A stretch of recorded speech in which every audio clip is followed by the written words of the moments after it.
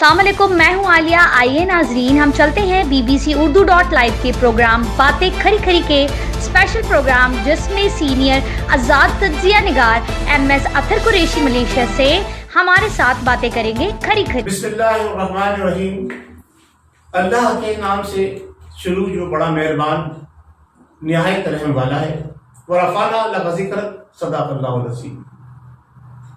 मेरा सलाम मेरे वतन के मेमारों, दानिश्वरों, कलमकारों, साफ़ियों, उलमाए ज़ी वक़ार, शमाए रसालत के परवानों, शाहीनों और मेरी सरहदों के माफिज़ों और बिलखुसूस ताकत का चश्मा अवाम के नाम। नाज़रीन, प्रोग्राम बातें खरी खरी में आपका मेज़बान MS अतर कुरैशी BBC उर्दू .live के साथ। नाज़रीन, आज का जो मौजू हम लेके चल रहे हैं, तो उस हवाले से अगर हम मौजू पे अपनी गुफ्तगू शुरू करते हैं तो सबसे पहले बड़े दिलखराश वाक़े की तरफ जाते हुए इन्ना लिल्लाहि व इन्ना इलैहि राजिऊन। नाज़रीन, फ़िज़ाई हादसा पाकिस्तान के शहर कराची, एरिया मलिर कैंट और modern colony. PIA Pakistan international airline की परवाज़ जो लाहौर से उड़ती है और जब कराची एयरपोर्ट पर लैंडिंग करने के लिए चंद ही लम्हे बाकी रह जाते हैं तो हादसासी तौर पर फ्लाइट क्रैश हो जाती है और आबादी पर, गुलजान आबादी पर गिरकर फ्लाइट तबाह हो जाती है। नाज़रीन, इस हौलनाक हादसे में जो लोग शहीद हुए हैं, सबसे पहले हम उनके लिए दुआ करते हैं कि अल्लाह तबारक व तआला जो फ्लाइट में सवार मुसाफिर थे, जिनकी तादाद कमोबेश 100 बताई गई है, और जो इलाका जहां ये जहाज गिरकर तबाह हुआ वहां भी कुछ अफराद मुतासर हुए और काफ़ी घर तबाह हुए हैं, तो जो भी इस फ्लाइट के हादसे में शहीद हुआ मुसलमान, अल्लाह तबारक व तआला से दुआ है कि अल्लाह तबारक व तआला इस रमज़ान मुबारक के बाबरकत महीने के अंदर उनकी शहादत को अपनी बारगाह में कबूल फरमाए और उनके दर्जात में बुलंदगी अता फरमाए और उनके लवाहिक़ को सब्र जमील अता फरमाए। और इसी तरह हादसे में जख्मी होने वालों के लिए भी अल्लाह तबारक व तआला से दुआ है कि इस बाबरकत महीने के सदक़े में उनको जल्द से जल्द सेहतयाबी अता फरमा और जिन लोगों को जो नुकसान हुए गैब से उनकी मदद फरमा कर उनके नुकसान की तलाफी कर फरमाए। नाज़रीन, फ़िज़ाई हादसा, यूं तो दुनिया भर के अंदर फ़िज़ाई हादसों की एक बहुत बड़ी तारीख है, लेकिन हमारे मुल्क वतन पाकिस्तान के अंदर पिछले 10 सालों में अगर हम इस मई के हादसे को शामिल करें तो 4 ऐसे बड़े हादसे हुए हैं, जिसमें 2 जहाज पाकिस्तान इंटरनेशनल एयरलाइन के, एक जहाज भोजा एयरलाइन का और एक जहाज एयर ब्लू का शामिल था। नाज़रीन, 2010 के अंदर जो पहला फ़िज़ाई हादसा हुआ उसमें 152 अफराद शहीद हुए। ये एयर ब्लू का जहाज था। डिटेल में मैं नहीं जाऊंगा, सिर्फ आपको जो चीज मैं जिस पॉइंट की तरफ लेके आना चाह रहा हूं वो मैं बताना चाहता हूं। उसके बाद 2012 के अंदर 2012 भोजा एयरलाइन, इस तैयारे में 127 अफराद शहीद हुए। इसी तरह से दिसंबर 2016 ये PIA का जहाज था जो चतराल से इस्लामाबाद के लिए परवाज इसने उड़ी और इसमें छोटा जहाज था। 47 अफराद इसमें शहीद हुए और हमारे मुल्क के एक मायानाज नातखा जुनैद जमशेद भी इस हादसे में अल्लाह को प्यारे हो गए। नाज़रीन, ये सानिया जो अभी आपके सामने हुआ है, और सानिया जैसे ही सानिया वक़्त हुआ है तो आप देख रहे होंगे मुख्तलिफ चैनल के ऊपर मुख्तलिफ लोग, तबसरा निगार, तज़किया निगार और जनाब एक्सपर्ट PIA के एक्स पायलट्स और उनके एसोसिएशन के मेंबरान वगैरह सब ने अपनी अपनी जनाब अली वो एंगल से इस हादसे को देखा और उस पर जो है गुफ्तगू शुरू हो गई। ये सिलसिला गुफ्तगू का इस तरह से शुरू हुआ है کہ اب پچھلے جو معاملات ملک کے چل رہے تھے وہ سارے ایک طرفہ طور پر ختم ہو گئے، ابھی ایک نیا ایشو سامنے آ گیا۔ ناظرین، بات میں جو یہاں کرنا چاہ رہا ہوں، یہ میں نے پچھلے 3 اور یہ چوتھا یہ حادثہ اس کی جو آپ کے سامنے بات کی ہے، اس بات کرنے کا مقصد کیا ہے؟ کیونکہ ہمارا پروگرام ہے باتیں کھری کھری، تو کھری کھری بات یہ ہے کہ یہ جتنے بھی حادثات ہو رہے ہیں، پچھلے جو 3 حادثے ہو چکے، ان کو 2016 سے لے کے 2020، آخری حادثہ دسمبر 2016 میں ہوا تھا۔ ان حادثات کے بعد ہر مرتبہ ایک جو کمیٹی بن جاتی ہے، ایک جو ہے وہ ٹیم تشکیل دے دی جاتی ہے جو انویسٹیگیشن کرتی ہے۔ اچھا، وہ انویسٹیگیشن کب کمپلیٹ ہوتی ہے اور انویسٹیگیشن کو کس کے سامنے پیش کیا جاتا ہے، اور انویسٹیگیشن کے بعد کیا فائنل رزلٹ نکل کر آتا ہے کہ یہ حادثہ کیوں کر پیش آیا۔ اب جس طرح سے کہا جا رہا ہے کہ اس حادثے کے متعلق کہ جناب دونوں انجن فیل ہو گئے، یکدم دونوں انجن فیل ہو گئے، جبکہ عینی شاہدین بھی بتا رہے ہیں کہ جہاز کو اڑتے ہوئے دیکھا گیا، اور پائلٹ کا جو بیان جو ہے وہ جو اس کا ریکارڈ ہوا ہے، جو اس نے جو ہے civil aviation authority radar system پر جو اس نے بات کی ہے کہ جی لینڈنگ گیئر کی پرابلم ہے، تو سوال یہ پیدا ہوتا ہے، ایک طرف جہاز سارے سرٹیفکیٹ لے کے اڑا ہے فٹنس کے، دوسری طرف جہاز صرف لاہور سے کراچی تک آتے ہوئے اس کا لینڈنگ گیئر بھی ناکارہ ہو گیا، اور اس کے 2 انجن بھی جو ہے وہ ایک ساتھ ناکارہ ہو گئے۔ پہلی بات تو یہ کہ 2 انجن ایک ساتھ ناکارہ ہونے کے لیے جو وجوہات بتائی جا رہی ہیں، پرندے، کہ جی پرندوں کی وجہ سے جو ہے پرندے انجن سے ٹکرائے، اس کی وجہ سے دونوں انجن فیل ہو گئے۔ تو میرا سوال یہ پیدا ہوتا ہے کہ جناب تو پائلٹ تو 19 منٹ پہلے ہی اپنے جناب علی ٹاور سے رابطہ کر کے یہ کہتا ہے کہ مجھے لینڈنگ کی پرابلم آ رہی ہے۔ اب اس کے بعد پھر یہ پرندے آ گئے، اور اس وقت اس نے جناب علی انجن کی فیل ہونے کا کوئی ذکر نہیں کیا۔ بہرحال انویسٹیگیشن ہوگی، میں اس چیز کا کوئی ایکسپرٹ نہیں ہوں، کوئی اس کی حتمی رائے دے سکوں، لیکن جو چیز سامنے نظر آ رہی ہے وہ مجھے ایک تکلیف دہ چیز نظر آ رہی ہے، اس کا ذکر میں آخر میں کروں گا۔ بہت تکلیف دہ بات ہے کہ یہ حادثہ کیوں کر پیش آیا۔ اب بات میں یہ کرتا ہوں کہ جناب علی کہ پچھلے جو 3 حادثے ہوئے تھے ان کی ذمہ داران کون لوگ تھے، ان کو کیا قرار واقعی سزائیں دے دی گئی، وہ رپورٹیں کہاں پیش کی گئی، اور وہ کیوں سخت خانے میں ڈال دی گئی، یہ کس کی ذمہ داری ہے، کس کی نااہلی ہے، اور اس رپورٹ کو منظر عام پر نہ ڈالنے کی وجوہات کیا ہیں۔ کیا کوئی کنٹری سیکریٹ ہے جس کو پبلک کے سامنے نہیں لایا جا سکتا؟ جی نہیں جناب، یہ ساری وجوہات جو سامنے نہیں لائی گئی ہیں، اس کی صرف ایک ہی بات عوامی سطح پر ہم محسوس کر رہے ہیں، وہ یہ کہ اصل مجرموں کو چھپایا جا رہا ہے، اور جب تک آپ مجرموں کو چھپاتے رہیں گے، ان کے عیبوں پہ پردہ ڈالتے رہیں گے، ان کے عیبوں کی پردہ پوشی کرتے رہیں گے، اور یہ نقصانات اسی طرح سے ہوتے چلے جائیں گے۔ میرا آج کے پروگرام میں باتیں کھری کھری میں چیف جسٹس آف پاکستان سے مطالبہ ہے،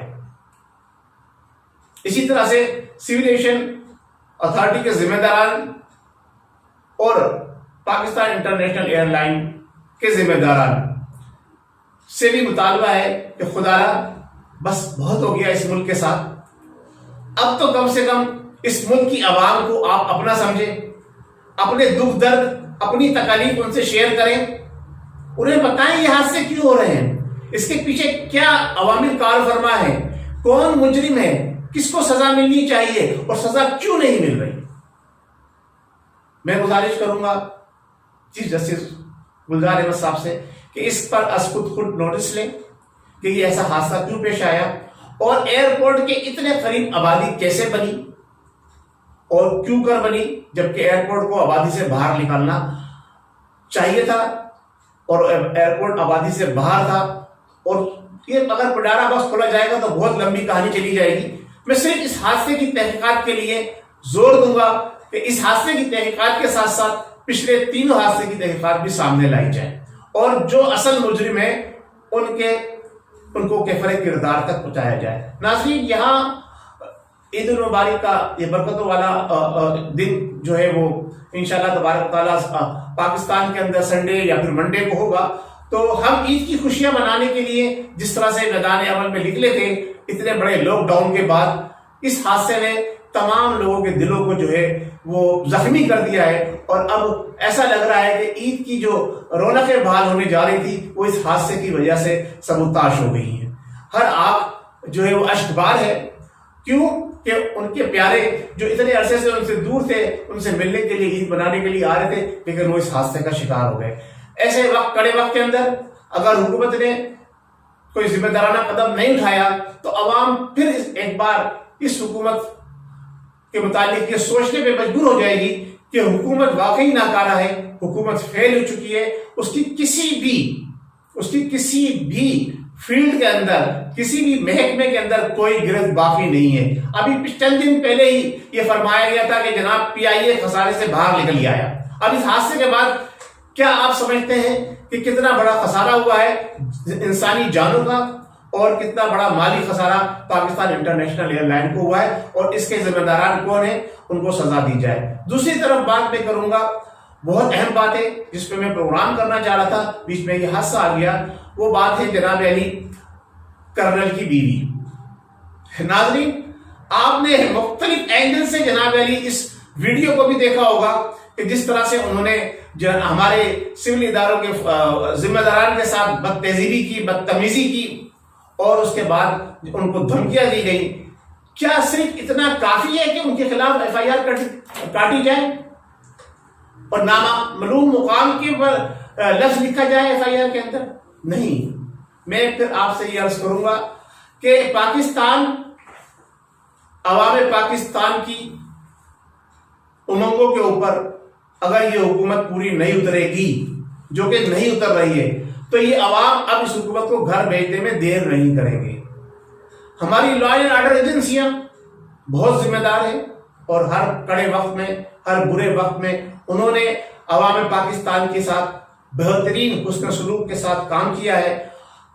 سیلاب ہو، زلزلہ ہو، اور کسی بھی ایسی مشکل کے اندر وہ سب سے آگے ہوتے ہیں۔ لیکن یہاں میں اس بات سے بھی اختلاف کرتا ہوں کہ لا اینڈ آرڈر ایجنسیوں کے اندر بھی پاکستانی ہیں، وہ بھی اسی قوم کے اندر پل کر بڑے ہوئے ہیں، جوان ہوئے ہیں، تو لا اینڈ آرڈر ایجنسیوں کے اندر بھی کالی بھیڑیں شامل ہو سکتی ہیں، اور یقیناً ہو رہی ہیں۔ ماضی میں بھی ہم نے کئی ایسے حادثے دیکھے ہیں کہ جس میں لا اینڈ آرڈر ایجنسیوں کے ذمہ داران نے بہت غلط رویہ اختیار کیا گیا ہے۔ اور یہ جو واقعہ ہوا ہے، کرنل فاروق صاحب کی جو یہ زوجہ محترمہ ہیں، انہوں نے ایک دن میں ایک ہی بات کو 2 مرتبہ دہرایا، اور اس سے پہلے کرنل فاروق صاحب خود بھی اس طرح کی حرکت میں ملوث پائے گئے ہیں۔ تو اگر اس وقت ایکشن لے لیا جاتا، یہ ذمہ داری ہے ہمارے لا اینڈ آرڈر ایجنسیوں کے ذمہ داران کی، اگر اس وقت ان کے خلاف ایکشن لے لیا جاتا، ٹھیک ہے، آپ قوم کے لیے جذبہ شہادت سے سرشار ہو کر قوم کی دفاع کے لیے میدان عمل میں نکلیں، لیکن اس کا مطلب یہ نہیں ہے کہ آپ کے لیے کوئی قانون نہیں ہے۔ ہم بات کرتے ہیں مدینے کی ریاست کی، یہ خاص طور سے حکومت کہ مدینے کی ریاست کا تصور دینے کے لیے، تو آقا دو عالم صلی اللہ علیہ وسلم نے وہاں بھی فرمایا تھا کہ اگر میری بیٹی فاطمہ مجرموں اور چوری کے الزام میں آئے تو اس کے بھی ہاتھ کاٹ دیے جائیں۔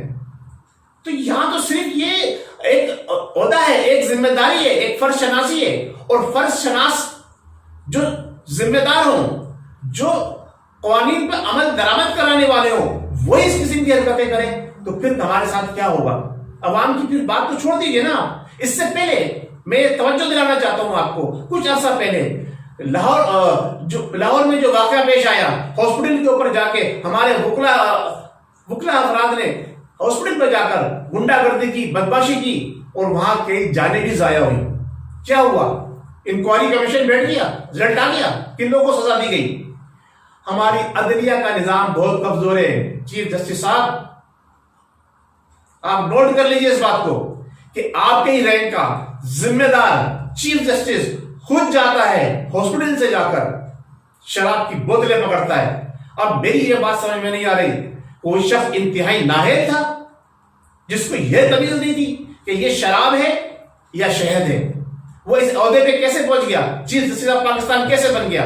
اگر ایسے ہی لوگ چیف جسٹس آف پاکستان بن رہے ہیں جنہیں یہی نہیں پتا کہ یہ شراب ہے یا شہد ہے، تو پھر پاکستان کا اللہ حافظ ہے، پھر آپ کے متعلق بھی لوگ کیا سوچ رکھیں گے؟ اور اگر وہ شخص جو لوگوں کو انصاف دینے والا تھا اور اس کو انصاف دینے سے روک دیا گیا تو اس کے پیچھے کون سے ہاتھ تھے؟ یا تو وہ شخص غلط تھا، اس عہدے پہ اس کو نہیں پہنچنا چاہیے تھا، یا اس مجرم کو سزا نہیں دی گئی تو سزا نہ دینے کی وجوہات کیا تھی؟ میرا سوال ہے، میری بات بڑی کھلی ہے، میرا سوال یہ ہے کہ اگر چیف جسٹس آف پاکستان اس وقت کے اتنے ہی نااہل تھے تو وہ اس عہدے پہ کیسے پہنچے؟ اور اگر وہ واقعی اس عہدے کے اہل تھے، جس عہدے پہ وہ کام کر رہے تھے، جو کہ عوام جانتی ہے اور ہم سب سمجھتے ہیں کہ اس کے اہل تھے، تو پھر اس مجرم کو سزا کیوں نہیں ہوئی؟ وہ شراب کی بوتل شہد میں کیسے تبدیل ہو گئی؟ اس لیبارٹری نے کیسے یہ جناب علی تشخیص کر کے یہ دے دیا کہ جناب یہ شراب نہیں ہے، یہ شہد ہے؟ اور ہماری عدلیہ خاموش رہی، ہمارے فورسز خاموش رہی، ہمارے ادارے خاموش رہے، ہماری حکومت خاموش رہی۔ تو جب چیف جسٹس خود جس چیز کو پکڑ لے، قاضی جو سزا اور جزا کا حکم سناتا ہے وہ خود گواہ ہو، اس کے بعد اس کو جو ہے وہ دے دیا جائے، کیا نام ہے، شک کا فائدہ دے دیا جائے۔ سانحہ ساہیوال، شک کا فائدہ دیا گیا۔ یہاں پر بھی انصاف دینے والے میرے حساب سے مجرم ہیں۔ دنیا نے دیکھا ہے، ویڈیو کلپ موجود تھی، کسی کی کو شک کا فائدہ دینے کی ضرورت نہیں تھی۔ آج کی کھری بات کے لیے میں یہ سمجھتا ہوں اتنا ہی کافی ہے کہ ان دونوں واقعوں کی کڑیوں کو ملایا جائے۔ حادثہ ایئر بلو، حادثہ بھوجا ایئر لائن، حادثہ پی آئی اے فوکر، اور یہ حادثہ پی آئی اے 320، یہ کس موقع پر ہوئے؟ اور پھر کرنل کی بیوی۔ اللہ اکبر۔ میں ایک بات یہ کہنا چاہتا ہوں یہاں پر، دیکھیں ہماری فوج جو ہے نا، اس کو کچھ لوگ خاص طور سے نشانہ نہیں بنانا چاہتے ہیں، ایسے لوگوں سے فائدہ اٹھانا چاہتے ہیں، ہماری مسلح افواج کو بدنام کرنا چاہتے ہیں۔ میرا مقصد مسلح افواج کے خلاف کوئی بات کرنا نہیں ہے، میں یہ کہنا چاہتا ہوں ایسے واقعات کیوں رونما ہو رہے ہیں، اس کا تدارک ہونا چاہیے عوام کے اندر، عوام کے دلوں میں۔ جو ہماری مسلح افواج کے اداروں کی محبت ہے، اس کو سبوتاژ کرنے کی جو سازش ہو رہی ہے، اس کو بے نقاب کرنا چاہیے۔ بہت شکریہ۔ السلام علیکم ورحمۃ اللہ وبرکاتہ۔ پاکستان پائندہ باد۔